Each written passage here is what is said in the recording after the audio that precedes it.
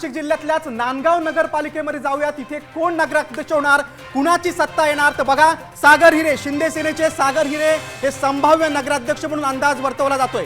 बघा नांदगावमध्ये आपण बघतोय शिंदे सेनेचे 18 नगरसेवक निवडून येतील असा अंदाज आहे। बघा नाशिक जिल्ह्यातल्या नांदगावचा अंदाज आपण पाहिलेला आहे। शिंदे सेनेची सत्ता येईल असा अंदाज आहे। आणि यावत आमचे प्रतिनिधी संजीव निकम यांनी काय अंदाज तो आपण पाहूया।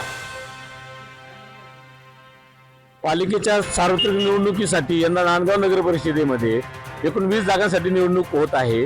त्यातील 7 जागा बिनविरोध जिंकत आमदार सुहास कांदे यांच्या नेतृत्वाखालील शिवसेनेने आगेकूच सुरू ठेवली आहे।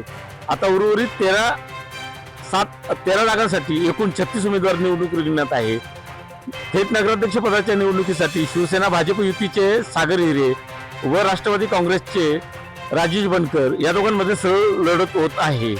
एकूण या निवडणुकीमध्ये शिवसेनेची आगेकूच बोलकी ठरलेली आहे।